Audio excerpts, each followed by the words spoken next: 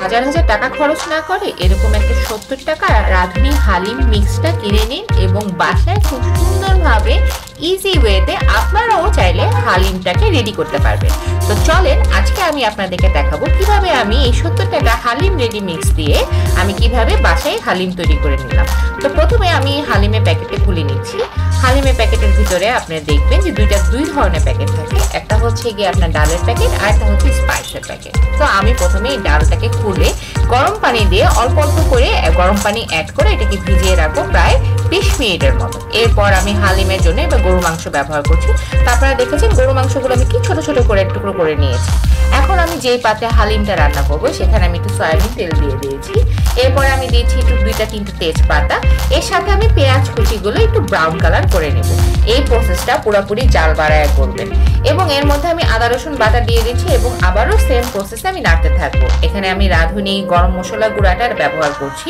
আজকে আমি পুরাটাই রাঁধুনি দিয়ে রান্না করবো, নিজেও রাঁধুনি হয়ে গেছি। আপনারা দেখছেন যে আমি এই কাজটা পুরাটা জাল বাড়ায় করছি এবং এর মধ্যে আমি একটু করে পানি অ্যাড করে আমি মশলাটা কিন্তু কষিয়ে নিচ্ছি।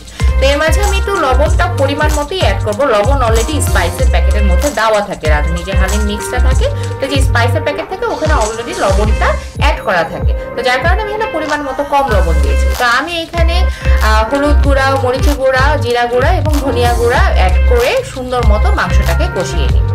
মাংসটা ভালোভাবে যখন কষানো হয়ে যাবে একটা পর্যায়ে, তখন যে হালিমের যে রেডিমিক্স প্যাকেটটা আছে সেই প্যাকেটের পুরোপুরি যেই স্পাইসটা আছে সেটা আমি পুরোপুরি দিয়ে দেবো। গুঁড়া মশলাগুলো দিয়ে আমি এটাকে ঢেকে দিব সাথে সাথে এবং 10 মিনিটের জন্য আমি ঢাকনায় রাখবো।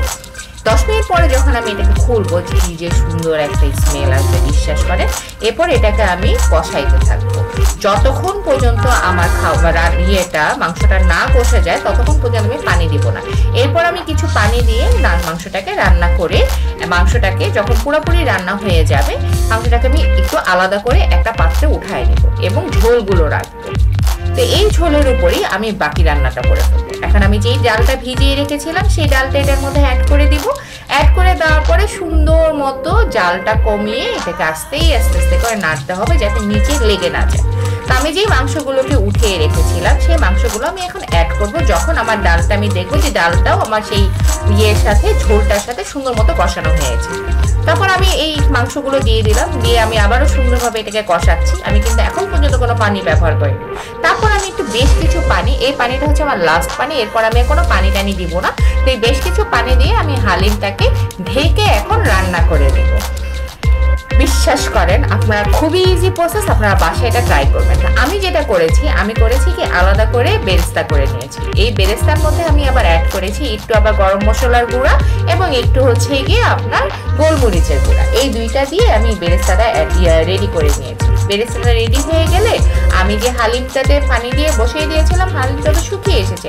এখন এই পর্যায়ে আমি বেরেস্তাটা পুরোপুরি এই হালিমের মধ্যে দিয়ে দিব। বেরেস্তাটা দিয়ে দেওয়ার পরে যে কি একটা মজার একটা স্বাদ আসে না, এটা আপনারা বানায় খান তারপর আপনারা বুঝতে পারবেন যে আসলে এটা মজা হয়। তারপর যখন বেরেস্তাটা দিয়ে দিব এরপরে আমি এটাকে যতক্ষণ পর্যন্ত আমার হালিমটা আমার মনে হবে না রেডি হয়েছে আমি ততক্ষণ পর্যন্ত এটাকে দমে রেখে দেবো। দেখেন আমি প্রায় 20 মিনিটের মতো দমে রেখেছি। এই হালিমটা কি সুন্দর লাগছে দেখতে। এরপর পরিবেশনের পালা। সুন্দর মতো আপনারা ঘরে এভাবে পরিবেশন করতে পারেন। বাইরের হালিমে তো 2-3টা মাংস দেয়, আমার এই হালিমে আপনারা যে নিজেরা হালিম বানায় না একটু বেশি মাংস পাবেন আসলে। তো লাস্টে আমি কিছু কাঁচামরিচ কুচি এবং পেঁয়াজ কুচি এবং হালকা একটু লেবু রস দিয়ে সুন্দর মতো পরিবেশন করলাম আমার ফেভারিট হালিম, যেটা আমি ঘরের মধ্যেই বানিয়েছি। আশা করি আপনারাও চেষ্টা করবেন। আবার দেখা হবে। আল্লাহ হাফেজ।